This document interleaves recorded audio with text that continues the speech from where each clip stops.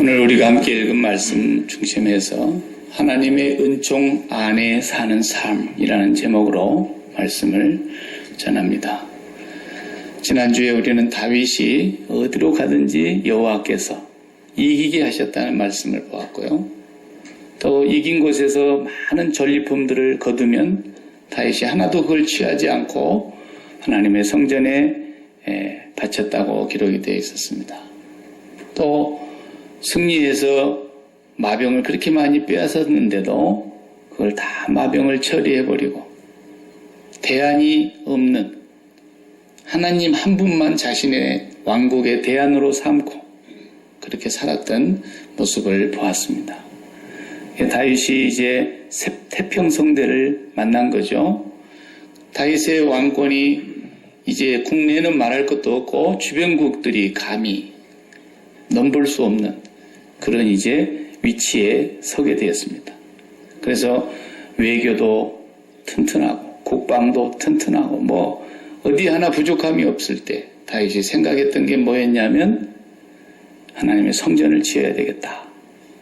천막으로 지금 이렇게 덮어둔 그 여호와의 궤를 성전을 지어서 바쳐야 되겠다. 이런 생각을 했는데 하나님이 그것을 받지는 않으셨으나 그걸 가상히 여기시고 다윗은 정말 깜짝 놀랄 그런 복을 받았어요. 네. 내가 도리어 네 집 지어줄 테니까 네 집은 내 앞에서 영원히 살 것이다. 그런 엄청난 축복의 말씀을 선지자를 통해서 듣고서 다윗이 너무 감격했습니다. 네. 다윗이 이렇게 태평성대를 맞이하니까 이제는 잘 먹고 잘 살자가 아니고 또 한 가지를 생각해낸 것이 있었습니다. 두 번째 생각한 게 뭐냐면 사울의 집안을 생각했습니다. 자기를 그렇게 죽이려고 그랬고 정말 옛날 그 10여 년 동안 쫓겨다니던 세월이 얼마나 고통스러운 세월이었습니까? 그런데 사울의 집안에 혹시라도 남아있는 자가 있느냐? 남아있을 거라고 생각하는 거죠. 오늘 본문에는 그렇게 번역이 안 되어 있지만 그 원문의 의미는 사울의 집에 남아있는 후손이 있느냐? 내가 그를 꼭 만나야 되겠다. 그런 의미로 말했어요. 찾아내라는 거죠. 그래서 사울의 집안에 사람이 제일 먼저 사울의 신하로 있었던 시바라는 사람이 먼저 불려옵니다. 그리고 묻지요. 사울의 집안에 네가 섬기던 주인의 자손들이 후손이 살아있느냐? 그러니까 시바가 벌벌벌 떨지 않겠어요? 네. 왜냐하면 자기가 옛날에 사울의 밑에서 충성하던 사람이니까. 우리 옛날에 사극 보면은 전 임금 밑에서 있었던 사람들 다 이렇게 갈아치우잖아요. 그리고 사울이 다윗을 죽이려고 다닐 때 시바가 또 얼마나 옆에서 간신배 짓을 했겠어요. 그러니까 불려왔으니까 벌벌벌 떨고 왔을 텐데 뭐라 그래요? 떨고 있는 그 시바에게 사울의 집안에 남아있는 사람이 있다면 내가 하나님의 은총을 베풀겠다. 자기가 선심쓰는 게 아니에요. 하나님의 은총을 내가 베풀고자 하노라. 그래서 하나 내가 있다고 얘기를 했죠. 로드발에 하나 살고 있습니다. 암미엘의 집에 숨어 살고 있는 거예요. 로드발이라는 건 동네 이름인데 그 뜻이 황무지라는 거예요. 황무지. 사람이 살 수 없는 옛날 다윗이 도망 다녔던 황무지 있지 않습니까? 그러니까 사람의 인적이 드문 곳에 사람 살지도 못할 곳에 간신히 도망가가지고 몸 숨기고 거기서 살고 있었던 거예요.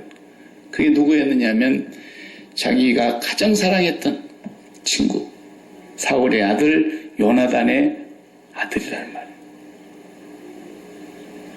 얼마나 반가웠겠어요. 이제 그를 데려오라 그래서 급히 사람을 보내서 데려오니까 또 이제 그 무비보셋 요나단의 아들 무비보셋이 그 이름의 뜻은 부끄러움을 없이 하는 자다.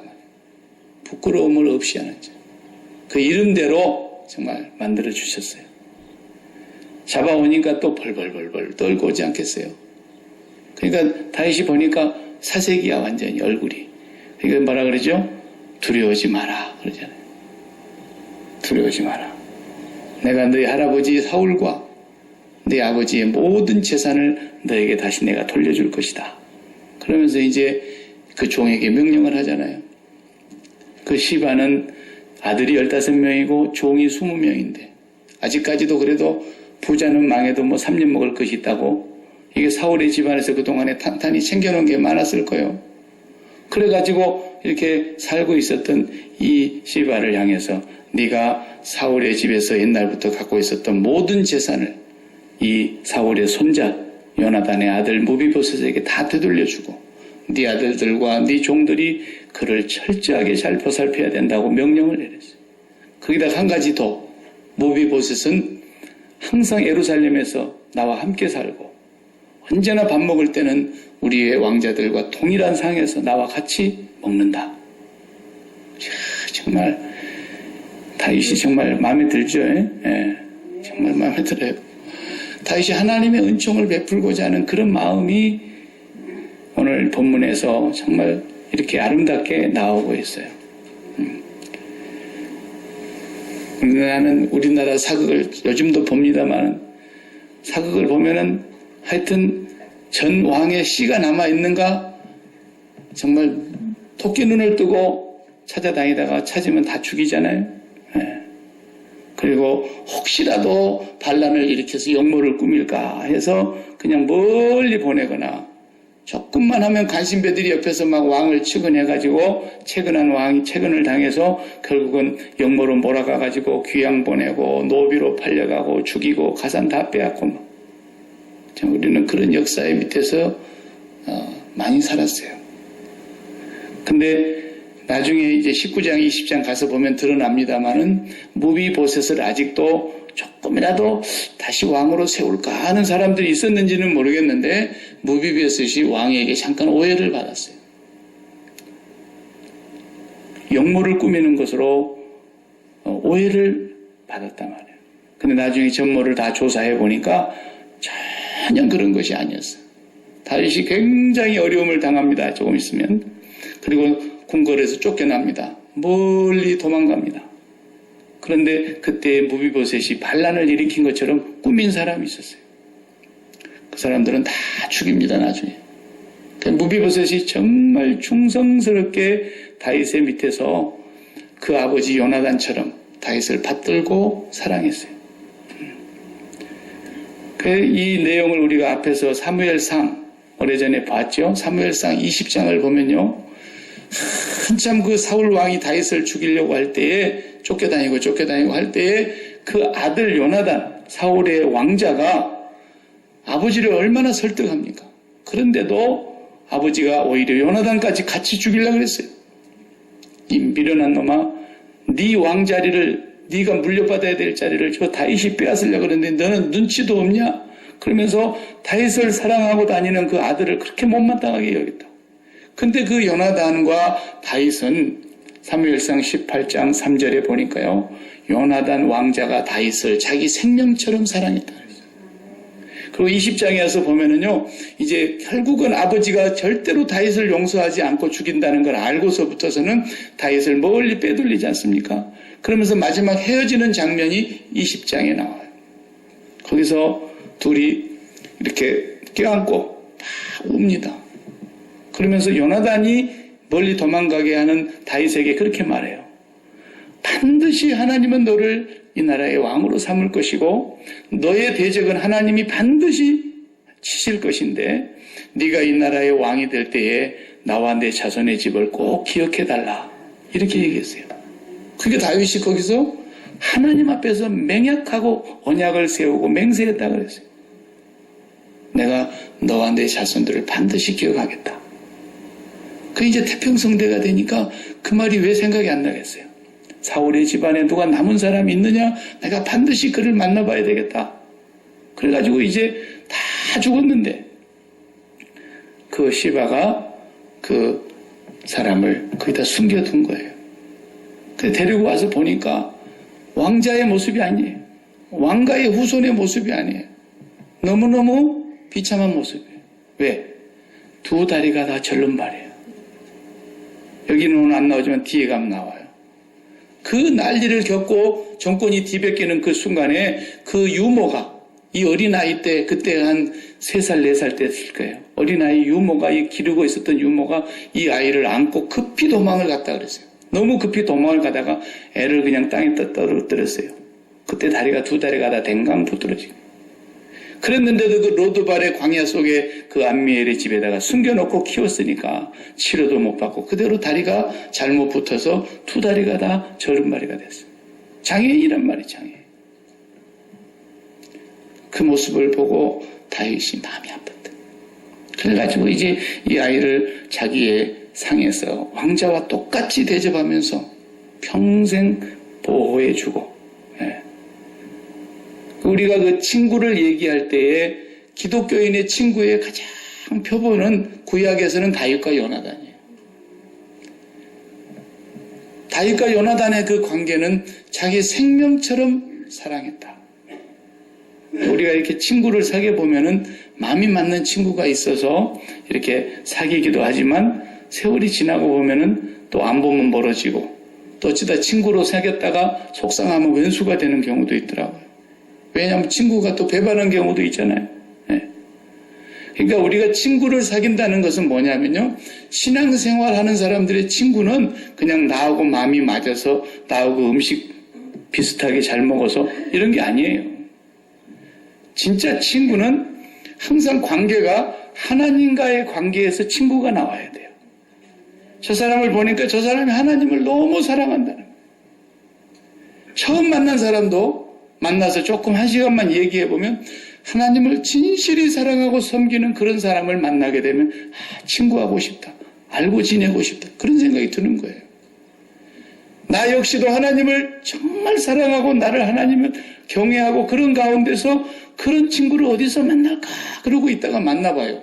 그런 사람은 오래 안 사귀어도 몇십 년 사귄 사람보다 더 깊어집니다. 그런 모습이에요. 우리 샤안 에버크럼비 목사님을 제가 와서 처음에 만났을 때 참 정말 귀한 분이더라고요. 그분은 언제나 저를 보고 오 마이 보스 그래. 내가 어떻게 보스겠어요. 그런데 그분은 제가 뭐 입에서 말 한마디만 하면 무슨 말이든지 들어줘요. 죽으란 말은 아직도 한 번 안 했어요. 그 외에는 다 들어줘요. 미리 예약 안 해도 미리 부탁 안 해도 저는 한 통 안 하니까 어제 와서 보세요. 쫙 해드리고 조용히 사라지시오. 네. 나는 너의 영원한 종입니다. 이렇게 오늘 시바가 와가지고 at your service 이러잖아요. 분분만 내리십시오. 그런 왜 그래? 하나님을 경외하는 사람들의 그 마음 속에는 어떤 이해관계가 없기 때문에 그런 거예요. 하나님을 사랑하는 그 요나단의 모습과 하나님을 사랑했던 그 다윗의 모습 속에서 너무너무 깊은 우정이 싹이 텄고 하나님의 은총으로 요나단은 다윗을 보호해야 된다고 생각했어요. 우리 아버지가 망령이 들고 마귀가 끼어가지고 정말 미안하다. 그러면서 요나단이 다윗을 그렇게 생명처럼 사랑하고 보호했는데 그것은 다윗이 지금에서 생각해 보니까 단순히 요나단의 사랑이 아니라 하나님의 은총이었다는 걸 깨달은 거예요. 동시에 자기도 이제 생각해 보세요. 자기가 성전을 지어드리겠다 그랬더니 하나님이 무슨 소리 하냐고. 내가 언제 집 지어달라 그랬냐고. 내가 너의 집을 영원히 지킬 텐데. 그 말을 들을 때 다윗이 뭐라 그랬어요? 하나님 여호와여, 내가 무엇이 간데 여기까지 이르게 하셨으며 그러죠. 내가 무엇이 간데 맨날 양의 털이나 깎고 양의 똥이나 치우고 양 꽁무니나 쫄쫄 따라다니고 이름도 없는 이세의 집안의 막둥이 아들로 평생 살 수밖에 없는 그런 시골뜨기를 하나님이 그를 불러내어서 기름 부으셨고 이스라엘의 왕으로 세우셨는데 내가 무엇이 간데 종을 여기까지 인도하셨습니까? 하나님 모든 사람에게 다 이렇게 하십니까? 사람들이 다 그런 걸 원하지만 그렇게 소원하지만 소원한다고 됩니까? 여호와께서 그렇게 하셨다는 그 은총을 생각하니까 하나님의 은총을 입은 자는 또다시 그곳에서 하나님의 은총이 나오더라는 거죠. 요나단의 마음이 그런 마음인 거예요. 이게 예수 믿는 사람입니다. 오늘 내가 이렇게 된 것은 나와 함께 하신 하나님의 은혜입니다. 이걸 깨달은 사람이 하나님의 은혜를 거저 베풀 수가 있는 거예요. 네. 그러니까 교회 안에서도요, 너무 이해관계를 밝히면 아직 믿음이 없는 거예요. 믿음이 좀 부족한 거예요. 그렇다고 또 미워하지 마세요. 너무 밝힌다고. 다 좋은 때가 오는 거예요. 클 때가 오는 거예요. 우리가 자식 키워보면은 지 밖에 모르잖아요. 그래도 나중에 조금만 커봐요. 다 속이 꽉 차가지고요. 부모 마음을 다 알아요. 근데 거기서 뭘 빼먹겠다고 그래봐도 안 되는 거죠. 하나님의 은혜가 끝없이 다윗에게 내린 그 은총 안에서 자기가 지금까지 돌아볼 때에 이제 내가 이 은혜를 누구에게 베풀까 또 생각하고 있는데 요나단이 생각이 나고 요나단의 자식이 살아있다 그러니까 이 자식을 왕자로 불러들여서 자기가 평생 보살펴준 그런 모습을 우리가 오늘 보게 됩니다. 여러분요, 경험을 해보신 분들도 혹시 있을 거예요. 좀 잘 살다가 너무 부잣집에서 그냥 은혜로 하나님 은혜로 잘 살다가 손에 물 한 번도 안 묻혀보고 손톱 밑에 그냥 흙 한 번도 안 넣어보고 그러고 살던 사람들이요, 어쩌다가 그냥 집안이 가산이 기울어져 가지고 그냥 때거리도 없고 그렇게 됐을 때에 저 달동네 같은데 그냥 허름한 학고방 같은 집에 화장실도 그냥 공동으로 써야 되는 그런 동네로 그 얼마나 힘들어요. 너무 힘들다고요. 그렇게 사는 건. 그냥 저같이 없이 살다가 없는 동네로 가면 괜찮아요. 그건 어차피 그게 그거죠. 그런데 왕자로 살았다니까요. 사울왕의 집에서 궁궐에서 살고 왕자로 살고 왕의 후손으로 대대로 왕이 될 사람으로 살다가 어느 날 갑자기 로드발 황무지로 살 수가 없는 곳으로 그것도 숨어서 누가 알아서 고발당하면 죽을까 봐서 그냥 숨어서 사는 그 삶이 얼마나 힘들었겠어요. 너무너무 치욕의 삶을 살았어요. 그런데 그 이름이 무비보셋. 왜? 부끄러움이 없이 하는 자. 다윗은 그를 그렇게 만드셨다. 네. 우리가 그런 사람이에요. 우리가 그런 사람이에요. 우리가 정말 하나님 앞에 서면 너무너무 부끄러운 사람들이에요. 십자가가 뭐예요? 주님의 십자가를 묵상하고 있으면, 깊이 묵상하면 십자가라는 것은 나의 모든 걸 다 발가벗기는 거예요. 주님이 저기서 발가벗긴 채로 십자가에 못 박히셨어요. 나의 모든 부끄러운 거, 누구한테 아무에게도 얘기하고 싶지 않은 거 있어요. 심지어 결혼을 해도 남편이 알까봐 부끄럽고 아내가 알까봐 부끄럽고 집안끼리 알까봐 부끄러워서 감추고 싶은 게 있는 거예요. 사람은 마지막 자존심이라는 부분이 있는 거예요. 그렇게 부끄러운 것들, 그렇게 추한 것들, 그렇게 더러운 것들, 그렇게 하나님 앞에 죄 짓고 살았던 모든 것들이 십자가 앞에서 하나도 숨김이 없이 다 발가벗겨지는 거예요. 그런데 그 십자가에 주님이 발가벗고 돌아가신 거예요. 그것이 무엇을 말하는 거예요? 우리의 그 수치로운 부끄러운 것들, 감추고 싶은 모든 열등감들, 그런 것들을 주님이 다 아시고도 용납하셨다라는 거예요. 주님이 우리를 받아주셨다는 거예요. 용서해 주셨다는 거예요. 그 은혜를 입은 우리가 하나님의 은총 속에서 살아가는 겁니다. 그래서 우리는 정말 이 무비보셋이 불려와갖고 하는 말을 들어봐요. 얼마나 다윗이 가슴 아프겠어요. 다리는 절지요. 자기가 그렇게 사랑했던 요나단의 아들이 왔는데 두 다리가 저는 데다가 와서 하는 말이, 저는 뭐라 그랬어요? 죽은 개 같은 나를 그랬어요. 한국 사람들은 혹시 개도 죽으면 어떻게 몰라도 정말 이 자기를 그렇게 표현할 수 있어요. 저는 죽은 개 같은 나입니다. 사회적으로 볼 때는 그런 삶을 살았어요. 왜? 왕자의 집에, 왕의 집안에 왕자의 후손인데 로드발의 그 황무지에서 정말 죽은 개같이 조용히 살았죠. 그리고 두 다리는 저른발이죠. 장애인이죠. 그랬을 때 사회적으로 볼 때는 정말 죽은 개 같은, 그렇지만 장애인이라고 무슨 죽은 개 같은이라고 말할 수 있어요? 장애인도 동일한 하나님의 형상을 가진 존재인데 그래도 그렇게 자기 자신을 표현하지 않습니까? 왕 앞에 와서 우리 하나님 앞에서 우리가 십자가 앞에 서면요, 주여 나는 죽은 개 같은 자입니다. 그래서 바울도 나는 죄인 중에도 괴수입니다 그랬어요. 십자가 앞에서 그렇게 자기 자신이 철저하게 발가벗김을 당하는 거예요. 십자가 앞에서 자기 의를 주장할 사람이 누가 있어요? 은밀하게 숨겨둔 죄, 누가 알까 봐서 두려운 죄, 아무에게도 드러내고 싶지 않는 열등감들, 우리에게 감춰져 있는 그 부끄러운 모습들, 그런 것들을 우리가 하나님 앞에 내놓고 보면 나는 죽은 개 같은 자예요. 그런데 우리의 신분을 왕 같은 제사장으로 바꾸셨단 말이에요. 왕자의 집안에서 다윗의 상에서 평생 먹도록 해주신 것과 같이 우리는 하나님의 은총 아래서 우리는 정말 존귀한 왕 같은 제사장의 신분으로 우리를 바꿔주셨고, 에덴의 동산을 잃어버리고 쫓겨나간 우리들이 이 땅에서 살아도 평생 살아도, 어제 우리가 그분들을 섬겨봤지만 간신히 호흡하고 5걸음 가다가 또 조금 숨을 멈추고 숨을 가다듬고 또 5걸음 가다가 숨을 가다듬고, 그렇게 살다가 우리가 끝나는 거예요. 우리의 미래를 보는 거예요. 그것이 우리 인생의 전부라면 얼마나 우리 인생이 비참합니까? 얼마나 우리 인생이 슬프고 한이 맺힙니까? 또 더 많이 가자분들 그렇게 죽어갈 때 얼마나 서글프겠습니까? 70이요 강간하면 80이라도 자랑할 것이 수고와 슬픔밖에 없고, 눈에 넣어도 안 아플 자식들하고 다 헤어져야 되는데, 세상에서 멋지게 입었던 모든 스펙들이 다 사라지는데, 한 번밖에 없는 인생이라면 인생만큼 서글픈 게 어디 있어요?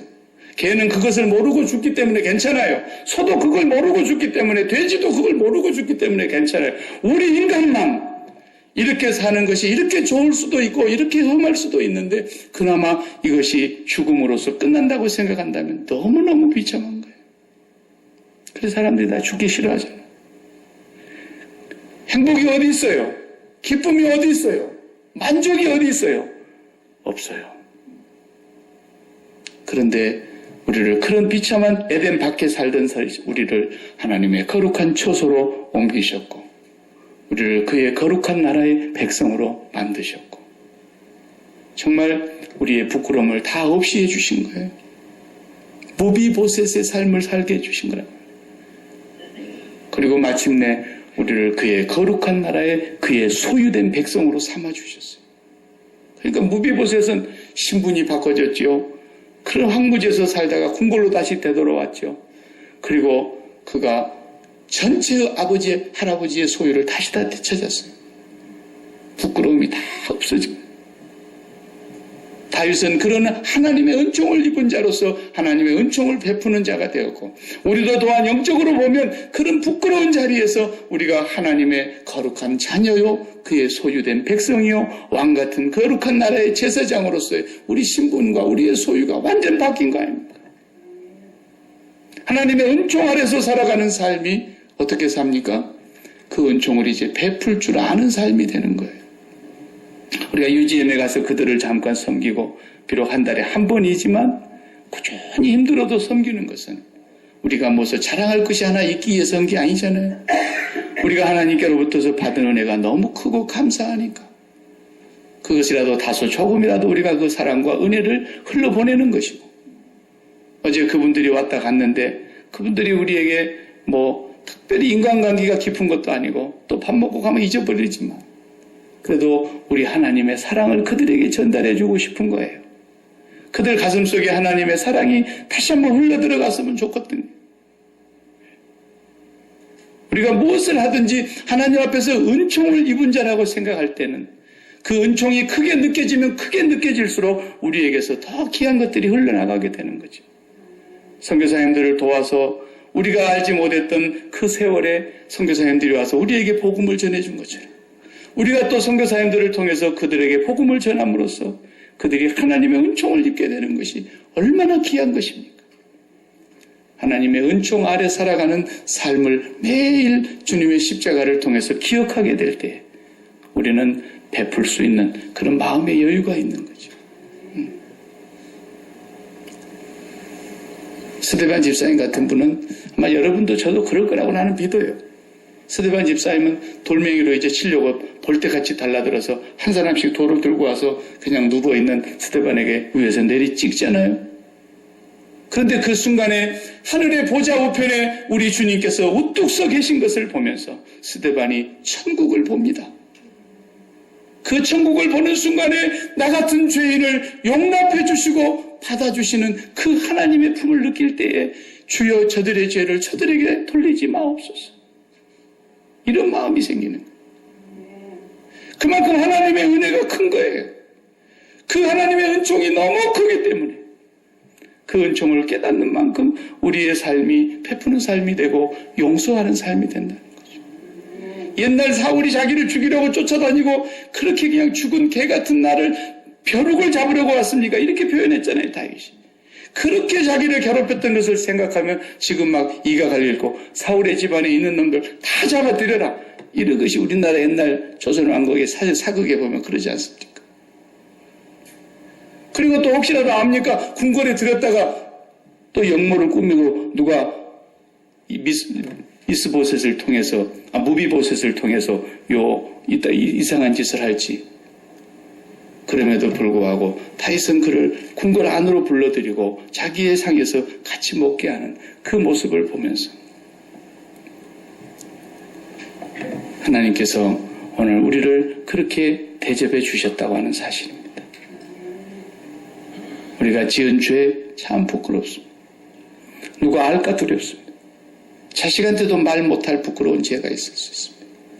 가장 가까운 친구에게도 말 못할 그런 죄가 있을 수 있습니다.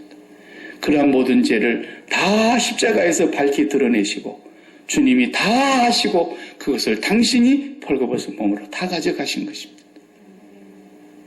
그리고 우리를 이대로 용납하시고 우리를 영원히 사랑하시고 우리의 신분을 완전히 바꾸시고 새로운 삶을 주시고 새로운 인생을 살게 하시고 그리고 영원히 그의 나라에서 같이 살자고 처소를 예비해 주시고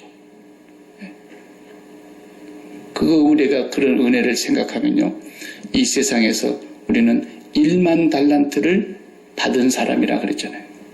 1만 달란트는 여러분 계산을 못합니다. 제가 머리가 나빠서. 금 1달란트가 34kg입니다. 엄청 70파운드가 됩니다. 금은 1달란트. 1만 달란트를 빚진 자였습니다. 우리는. 그런데 그 사람이 다 탕감을 받고 그 주인에게서 빚을 전부 다 면제를 받고 나오다가 100데나리온 빚진 자를 잡아갖고 어떻게 했다 했어요? 멱살을 잡고 이놈아 언제 갚을 거야? 언제 갚을 거야? 그러니까 그걸 안 갚고 갚는다 그런데도 못 갚을 수밖에 없죠. 너무 어려워서. 근데 갚어. 그러면서 감옥에 갖다 쳐넣었다 그랬잖아요. 예수님의 비유에. 그래서 그것을 본 신하들이 다 갖다 임금님한테 고자질을 했더니 임금님이 그럼 다시 불러들여라. 내가 이놈아 너에게 1만 달란트를 없는 것으로 탕감해 줬는데 네가 100데나리온 그까지 그 작은 액수를 그걸 안 갚는다고 네 친구를 감옥에 쳐넣었다고? 다시 집어넣어 이놈. 너 다 갚을 때까지 내가 못 빼주겠어. 이랬다 그랬잖아요. 오늘 우리가 정말 하나님의 그 은혜를 깨닫는 삶이 얼마나 귀한 것인가라는 거죠. 네. 그리고 영원히 함께 살고 싶은 거예요. 우리 같은 부끄럽고 추하고 더럽고 폐양무도한 죄인을 아버지의 집에서 영원히 같이 살자는 거예요. 며느리들이 제일 무서운 게 뭐예요? 시어머니가 내가 세상 끝날까지 너와 함께 살고 싶다. 우리 교회는 그런 사람이 없으니까 내가 얘기하지. 예. 우리 주님은 우리를 세상 끝날까지 함께 살고 싶다. 그 더러운 죄인, 그 부끄러운 죄인을, 그 추악하고 포악하고 폐역무도한 죄인을, 죽은 개 같은 나를 주님은 신분을 바꾸시고 새롭게 하시고 너를 내 아버지 집으로 내가 인도할 거야. 그렇게 우리가 용납을 받았고 용서를 받았고 70번씩 100번이라도 하나님은 우리를 용서하셨어요. 그 은혜를 받고 그 은총 아래서 살아가는 삶이 바로 다윗의 삶이었고 다윗이 무비보셋에게 베풀어주는 삶이었다. 우리가 하나님 앞에서 그런 은혜를 매일매일 깨닫고 나면요 다 받아들여지는 거죠. 그죠?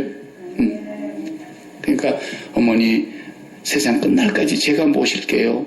그렇게 사는 삶은 하나님의 은혜를 깨닫는 자만이 할 수 있는 거지. 그게 남이 그런다고 해서 할 수 있는 게 아니에요. 은혜가 없으면 그렇게 살다가 큰일 납니다. 안 산 것만 못해요. 그래서 우리가 구해야 되는 것이 뭐예요? 하나님의 십자가의 은혜를 알게 해 주옵소서. 다윗이 날마다 무릎을 꿇고 기도했다 그랬어요. 에베소서 3장을. 뭐라고 기도했다 그랬어요? 내가 무릎을 꿇고 하늘과 땅의 모든 족속들에게 이름을 주신 아버지께 비노니 주 예수 그리스도의 그 사랑이 얼마나 큰지, 얼마나 높은 사랑이고 얼마나 넓고 그 길이가 큰 사랑인지, 얼마나 그 의미가 깊은 사랑인지를 깨달아 알아서 그 사랑 가운데 우리의 믿음의 뿌리가 박히기를 원한다 그랬어요. 그 사랑을 깨달아야만 우리가 더 하나님의 사랑의 은총에 감격해서 세상을 기쁘게 살 수가 있는 거예요. 그러니까 원맺힌, 한맺힌 기도가 그거여야 된다는 거예요. 하나님 이 사랑을 깨닫게 해주시옵소서. 맨날 쓸데없는 돈이 벼락을 치게 해주시옵소서. 이런 거 기도하지만 그런 거 한 맺힌 기도는 예수 믿는 사람이 하는 게 아니에요. 주여 내가 한이 맺힌 게 한 가지가 있습니다. 내가 예수님의 십자가의 사랑의 얘기를, 복음의 얘기를 들은 지가 벌써 수십 년인데 내 마음속에 그 사랑이 깨달아지게 하시고 그 사랑이 내 가슴속에 생수처럼 솟아나게 해주시고 그 놀라운 하나님의 그 광대하신 사랑을 알게 해주셔서 내가 오늘도 하나님의 은총 아래서 살아가는 사람인 것을 알게 해주옵소서. 그때만이 내가 사울의 집안의 남은 자들을 꼭 만나서 그 자손들에게 내가 은총을 베풀어야 되겠다. 이런 삶이 되는 것입니다. 기도하십시다. 하나님 감사합니다. 우리에게 베풀어 주신 은혜는 너무나 커서 우리의 말로는 다 표현할 길이 없습니다. 어느 시인이 고백한 대로 하늘을 두루마리처럼 펴놓고 바다를 먹물로 삼고 기록한다 해도 다 기록할 수가 없겠다고 했습니다. 그 사랑을 우리도 알게 해주시고 그 사랑을 깨닫게 해주시고 그 사랑을 날마다 더 경험할 수 있게 하여 주시고 그 은총 아래 살아가는 죽은 개 같은 나를 그토록 영접하여 주시고 왕자처럼 대접해 주신 그 은혜를 깨달아 알게 하여 주옵소서. 날마다 그 사랑에 감격하며 그 은혜에 힘입어서 이 험한 세상, 힘든 세상을 기쁨으로 감사함으로 살면서 베풀어주며 살면서 하나님께 영광을 돌리며 살아갈 수 있는 우리가 되게 하여 주옵소서. 예수님의 이름으로 기도하옵나이다. 아멘.